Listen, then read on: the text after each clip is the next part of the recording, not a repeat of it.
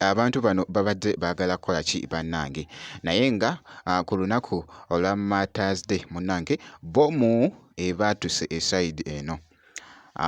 Just nga wabulayo like nga mita ntono nnyo okutuuka ate munnange wali munnange ate okulamaga oba kiyite munnange ate olunaku olwa Martyrs Day wali e Namugongo. Byengenda okubeera nga nkutuusaako esayidi eno naye nga si birungi n'akamu munnange. Ate mu maaso awo nina King Saha ngenda kubeera nga nkutuusaako munnange ate omuyimbi King Saha bambi naye abadde sayidi eno abadde alina byakakasa. Kakati nno byengenda okubeera nga nkutuusaako mu maaso eyo kakasa nti no video ogimpya like kosa ate n'okusubscribinga. Ngenda kubeera nga nkutegeezaako munnange wali e Namugongo ebifuddeyo. Kakati nno nga sinaba kubeera nga nkubulyako ko e Namugongo eyo kansoke nkutegeezeko nti no bomu ebaatuse munnange wali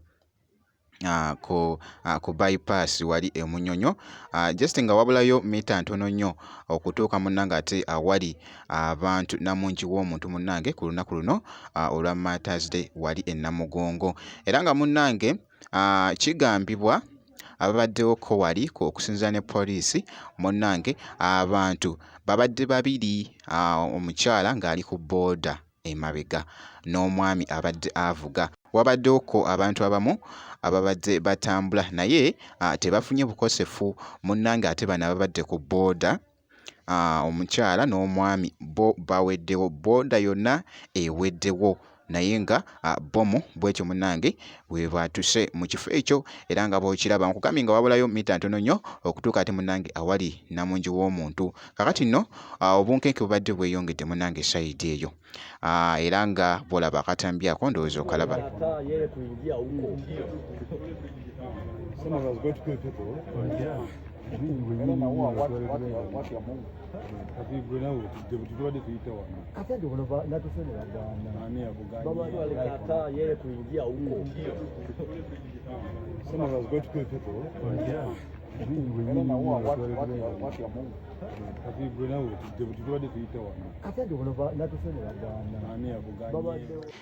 Naye nga yeeyo embeera munnange ebaddewo era nga poliisi munnange egezezzaako okutaasa munnange naye nga ababadde batwala bomu eyo bo munnange baweddewo. Wali ebifaayo munnange wali Namugongo omukulembeze wa Uganda muyite President Museveni ye abadde alabiddwako nga atuuse era nga bogezaako okulaba emmotoka nga zisimbye layini muganda wange nga bogezaako okulaba ababadde bakwatiddwa ababbi wali ababadde banyakula munnange ate obusimu bw'abantu nabo munnange balabiddwako awo mu katambi babadde bakwatibwa era nga bogezaako okulaba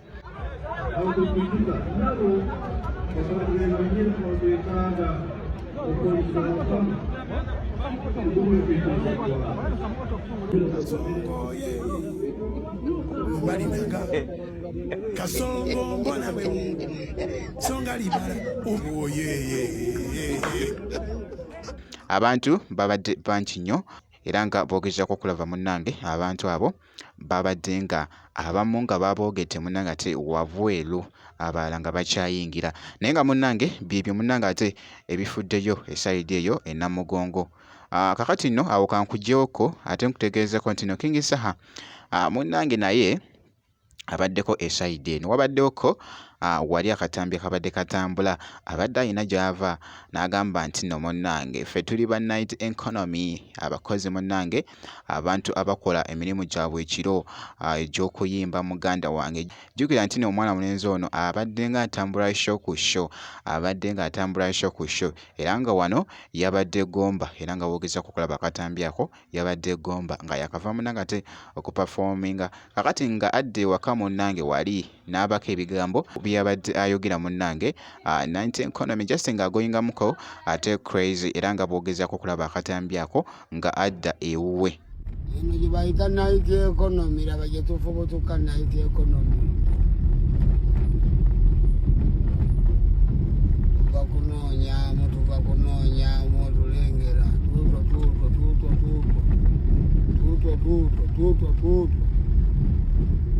tuutwo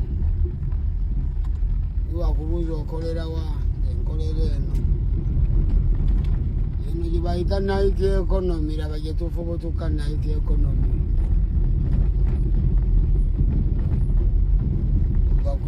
kunoonyamu tuva kunoonyamu tulengera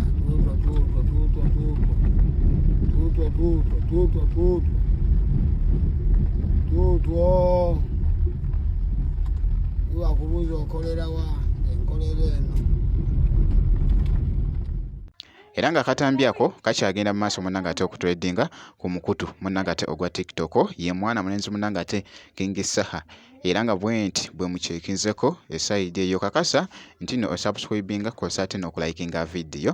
Ngenda kubeera nga nkomawo ku maaso eyo n'ebirala.